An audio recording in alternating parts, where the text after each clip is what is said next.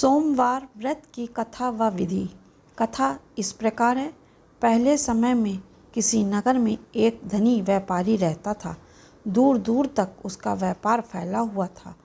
नगर के सभी लोग उस व्यापारी का सम्मान करते थे।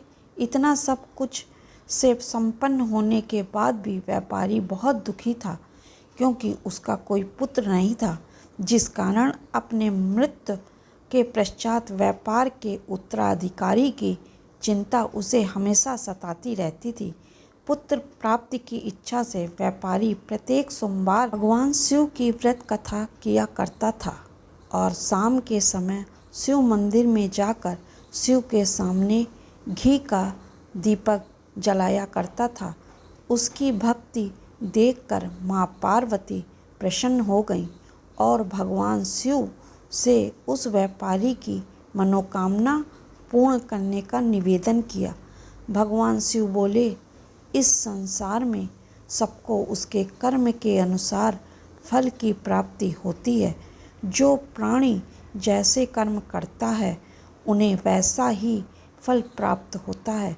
शिव जी द्वारा समझाने के बावजूद माँ पार्वती नहीं मानी और उस व्यापारी की मनोकामना पूर्ति हेतु वे शिव जी से बार बार अनुरोध करती रहीं। अतः माता के आग्रह को देखकर भगवान भोलेनाथ को उस व्यापारी को पुत्र प्राप्ति का वरदान देना पड़ा। वरदान देने के पश्चात भोलेनाथ माँ पार्वती से बोले, आपके आग्रह पर मैंने पुत्र प्राप्ति का वरदान तो दे दिया, परंतु इसका पुत्र 16 वर्ष से अधिक समय तक जीवित नहीं रहेगा। उसी रात भगवान शिव उस व्यापारी के स्वप्न में आए और उसे पुत्र प्राप्ति का वरदान दिया और उसके पुत्र के 16 वर्ष तक जीवित रहने की भी बात बताई। भगवान के वरदान से व्यापारी को खुशी तो हुई, लेकिन पुत्र की अल्प आयु की चिंता ने उस खुशी को नष्ट कर दिया। व्यापारी पहले की तरह सोमवार के दिन भगवान शिव का विधिवत व्रत करता रहा। कुछ महीनों के बाद उसके घर अति सुंदर बालक जन्म लिया। घर में खुशियां भर गईं। बहुत धूमधाम से पुत्र जन्म का समारोह मनाया गया, परंतु व्यापारी को पुत्र जन्म की अधिक खुशी नहीं हुई, क्योंकि उसे पुत्र की अल्प आयु के रहस्य का पता था। जब पुत्र 12 वर्ष का हुआ तो व्यापारी ने उसे उसके मामा के साथ पढ़ने के लिए वाराणसी भेज दिया। लड़का अपने मामा के साथ शिक्षा प्राप्ति हेतु चल दिया। रास्ते में जहाँ भी मामा भांजा विश्राम हेतु रुकते, वहीं यज्ञ करते और ब्राह्मण को भोजन कराते। लंबी यात्रा के बाद मामा और भांजा एक नगर में पहुँचे। उस दिन नगर के राजा की कन्या का विवाह था, जिस कारण पूरे नगर को सजाया गया था। निश्चित समय पर बारात आ गई, लेकिन वर का पिता अपने बेटे के एक आँख से काने होने के कारण बहुत चिंतित था। उसे भय था कि इस बात का पता चलने पर कहीं राजा विवाह से इनकार ना कर दे, इससे उसकी बदनामी भी होगी। जब वर के पिता ने व्यापारी के पुत्र को देखा तो उसके मस्तिष्क में एक विचार आया। उसने सोचा, क्यों ना इस लड़के को दूल्हा बनाकर राजकुमारी से विवाह करा दूं। विवाह के बाद उसको धन देकर विदा कर दूंगा और राजकुमारी को अपने नगर ले जाऊंगा। वर के पिता ने लड़के के मामा से इस संबंध में बात की। मामा ने धन मिलने के लालच में वर के पिता की बात स्वीकार कर ली। लड़के को दूल्हे का वस्त्र पहनाकर राजकुमारी से विवाह कर दिया गया। राजा ने बहुत सारा धन देकर राजकुमारी को विदा किया। शादी के बाद लड़का जब राजकुमारी से साथ लौट रहा था तो वह सच नहीं छिपा सका। और उसने राजकुमारी की ओढ़नी पर लिख दिया, राजकुमारी, तुम्हारा विवाह मेरे साथ हुआ था। मैं तो वाराणसी पढ़ने के लिए जा रहा हूँ और अब तुम्हें जिस नवयुवक की पत्नी बनना पड़ेगा वह कान्हा है। जब राजकुमारी ने अपनी ओढ़नी पर लिखा हुआ पढ़ा तो उसने काने लड़के के साथ जाने से इनकार कर दिया। राजा सब बातें जानकर राजकुमारी को महल में रख लिया।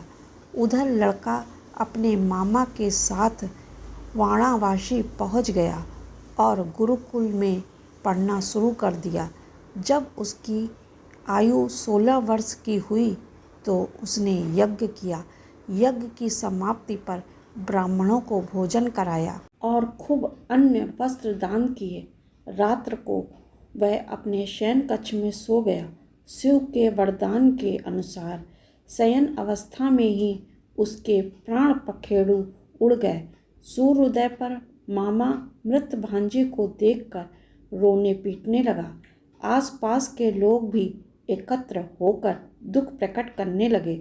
लड़के के मामा के रोने विलाप करने के स्वर समीप से गुजरते हुए भगवान शिव और माता पार्वती ने भी सुने। पार्वती ने भगवान से कहा, प्राणनाथ, मुझे इसके रोने के स्वर सहन नहीं हो रहे हैं। आप इस व्यक्ति के कष्ट को अवश्य दूर करें।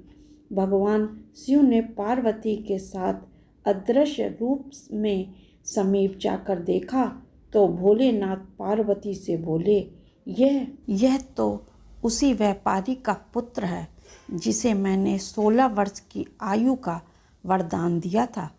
इसकी आयु पूरी हो गई। माँ पार्वती ने फिर भगवान शिव से निवेदन कर उस बालक को जीवन देने का आग्रह किया। माता पार्वती के आग्रह पर भगवान शिव ने उस लड़के को जीवित होने का वरदान दिया और कुछ ही पल में वह जीवित होकर उठ बैठा। शिक्षा समाप्त करके लड़का मामा के साथ अपने नगर की ओर चल दिया। दोनों चलते हुए उसी नगर में पहुँचे जहाँ उसका विवाह हुआ था। उस नगर में भी यज्ञ का आयोजन किया। समीप से गुजरते हुए नगर के राजा ने यज्ञ का आयोजन देखा और उसने तुरंत ही लड़के और उसके मामा को पहचान लिया। यज्ञ के समाप्त होने पर राजा मामा और लड़के को महल में ले गया और कुछ दिन उन्हें महल में रखकर बहुत सा धन, वस्त्र आदि देकर राजकुमारी के साथ विदा कर दिया। इधर भूखे प्यासे रहकर व्यापारी और उसकी पत्नी बेटे की प्रतीक्षा कर रहे थे। उन्होंने प्रतिज्ञा कर रखी थी, यदि उन्हें अपने बेटे की मृत्यु का समाचार मिला तो दोनों अपने प्राण त्याग देंगे। परंतु जैसे ही उसने बेटे के जीवित वापस लौटने का समाचार सुना तो वह बहुत प्रसन्न हुआ। वह अपने पत्नी और मित्रों के साथ नगर के द्वार पहुंचा। अपने बेटे के विवाह का समाचार सुनकर पुत्र वधू राजकुमारी को देखकर उसकी खुशी का ठिकाना ना रहा। उसी रात भगवान शिव ने व्यापारी के स्वप्न में आकर कहा, हे श्रेष्ठी, मैंने तेरे सोमवार के व्रत करने और व्रत कथा सुनने से प्रसन्न होकर तेरे पुत्र को लंबी आयु प्रदान की है। पुत्र की लंबी आयु जानकर व्यापारी बहुत प्रसन्न हुआ।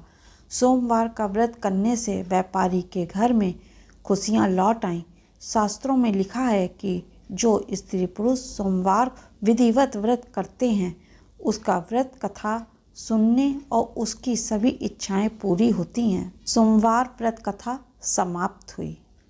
ये कथा आपको कैसी लगी? कृपया लाइक करें, सब्सक्राइब करें। नमस्कार।